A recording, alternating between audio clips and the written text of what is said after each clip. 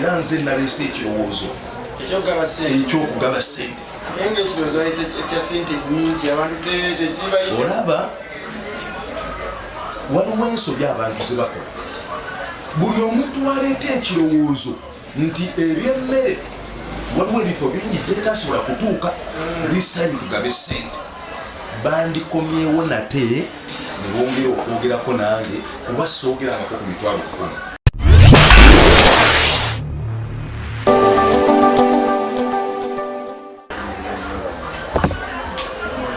Omulungi andaba nkulamusizaako ennyo musikala haja kunonya mushafi kiwanga nza kubuuzaako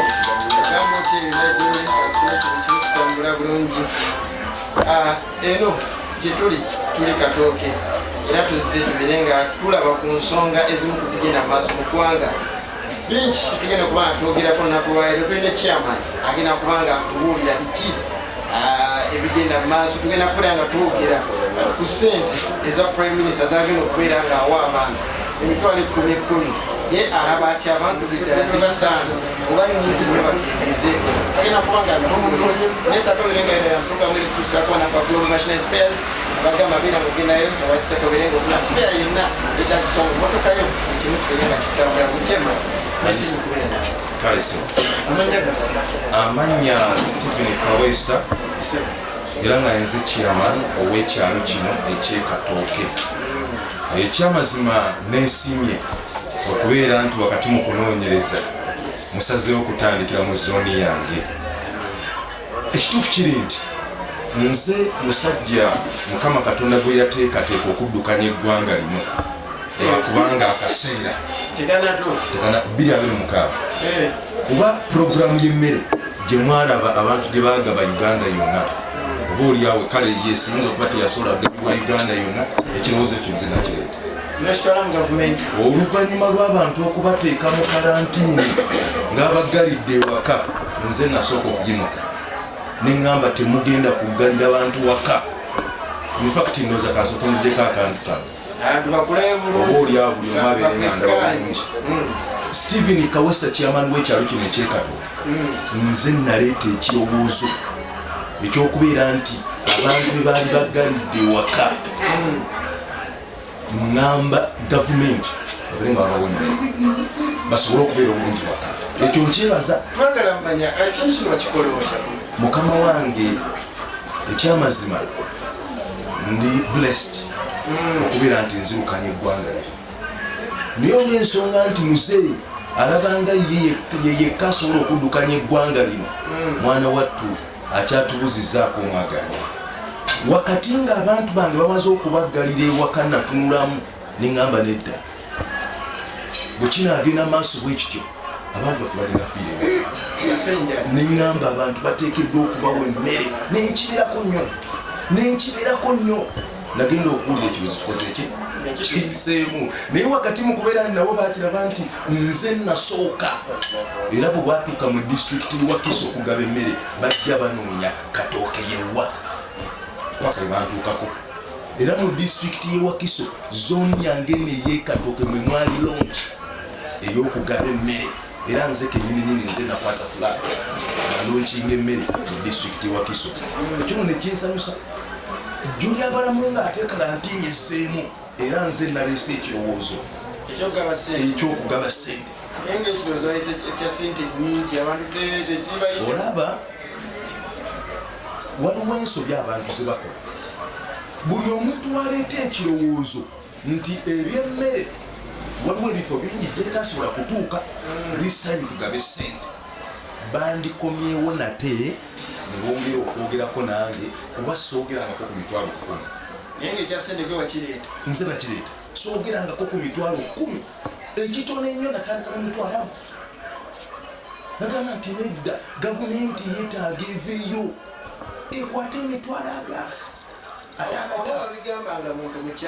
nedda. Nalina bannamawulire midiya zaali ziwerera ddala 17 zaali nno mu Katooke. Infact nali ntaddewo road block ey'okubeera nga buli atayambadde masiki addayo gyafa nga tebayingira kitundu kyange, ate nga n'abali mu kitundu kyange nga tebataddeeko masiki baddayo ewaka. Ye operation era neebaza balakisi ey'ekisimu ekulemberwa Fando Ndoga bampeera ddala abajasi bampa abajasi 65 ne basooka basaanikira ekibuga kino kyonna kyolaba ekatooke nga seetaagamu muntu atayambadde masiki ne road block eyali ey'amaanyi wali nga buli mmotoka ejja ng'abantu bayitirivu nga mulimu n'abatayambadde masiki ng'ekyusa nekola ki wakati mu mbeera eyo n'endonkinga okubeera nti gavumenti egabira abantu ssente ejjebo ebyokulowooza nti egenda kuddamu egaba emmere etasobola kutuuka bulungi ku bantu buli muntu bamugabire ssente batali kusosola byempulira ebyo ebyokugamba nti ate essimu eteekeddwa okuba nga teyitangako 30 abantu baneebizibu basically aba boda abeera mu mulimu naye nga bakama be kusimye kwe basindika ssente genda ogule kino kitwala egindi ng'ekyamazima ku ssente ezo kuliko 10 meka omuntu n'abeera ne ssente nga ssente zibadde nga ziyitirako essimu nga ssente zibadde ziyitirangako buyitizi nga yadde ekikumi tekikola ki nga tekuli so ekyokubeera nti basazewo ensonga okuzireeta muffe bakiyamaani batukkirize tuleme kubeera mu mbeera ya kusosola abantu okutandikirawo waleta ekirowoozo kino okuba sente zino zalina kugenda mu bantu bamufuna mpola ngenjogera eriwo wakireeta kiki kyosinza otunuulira bafune enamba z'essimu okuva mu bantu bano oba nga gavumenti weebeera eri nti olwedde ebeina basalawo ntwagala namba za ssimu ziizo twenaye ogenda kwawula nti ono mugagga oba mwavu okugjako mwalabe essente ziyiseeko ensonga eyo era bannange mmwe abasazeho okukwasaganya ensonga eyo mukama amampeera omukisa ate era buli analaba puroguramu eno kakasa nti ogiwuliza muki muli bantu balungi nnyo era kino kyemukoze mulina kyemwongedde ku ggwanga liffe Uganda kino tekyetaaga kuteeka ssente ku masimu kino kyetaaga kuwa bantu ssente nga ffe kennyini bassentebe tugenda tulambula nyumba ku nyumba netumanya nti eno ennyumba erimu abantu omuwendo bwe guti bano beetaaga kakadde omuwendo bwe guti bano katubalekera 5 ekyeredde nga nyumba ku nyumba siyagamba nti ate mugenda tuteeka ku masimu kati ebyamasimu omuntu asobola okuba nga ye omuntu omu ngaalayinisiyamukaaga n'ogenda opokerawo ku ssente abantu abalala ne bafikka ensonga yeetaaga bassentebe bakiyamaani b'ebyalo nga bwe twagaba emmere ne tubeera nga bwe tugenda okugaba ne ssente tubeerako security nolwaki tulina ebibokisi n'ebibokisi bya ssente tumanya nti amaka gano tujja galekera akakadde amaka gano tugalekera $5 gano engeri gibali abangi tubalekera akamu ekitundu bwe tutyo kyekakati kigenda soboka naye kukiriwo kati ekiba kyensaba mwami Museveni aveeyo ebiganya akkirize ayogere abalina ssente babeerwamu ssente gye bali abasuubira ddala okuwa omwami Museveni ssente gy'oli abalamu biri ebyaliwo abantu ne basindika biliyoni ne basindika people have money waliwo abatalina naye ate wali abalina nga bwe yakola omulundi guli bw'alaba nga ssente talina ekyakyogere ensi etegeere siraba mu Uganda mukka waliyo n'abali eby'eggwanga abasobola okumuwa ssente abantu tubawe ssente abantu buli bawaayo bingi ndowooza tebalaba ngeri gyezatambulamu ssente at this time ensonga y'okugaba ssente wateekeddwa okubeerawo kye bayita accountability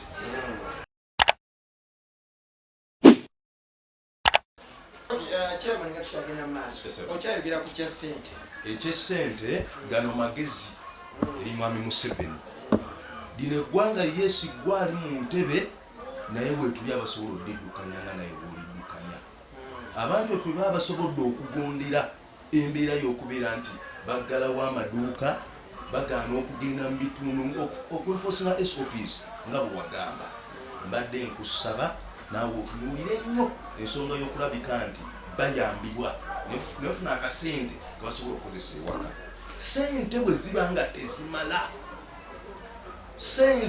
nga tezimala oveeyo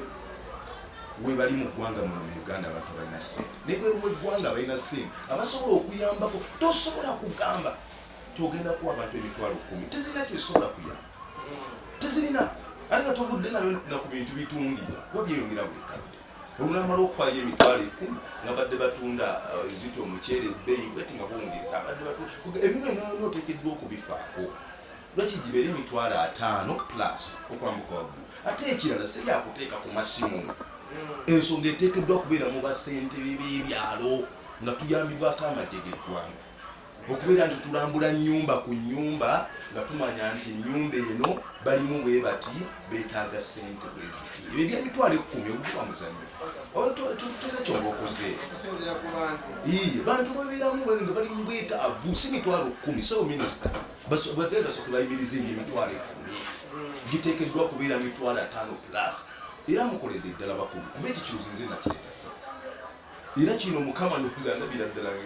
I'm the next president of the Republic of this country. Kuba ebirowoozo bino byonna bye mbadde nga ndeeta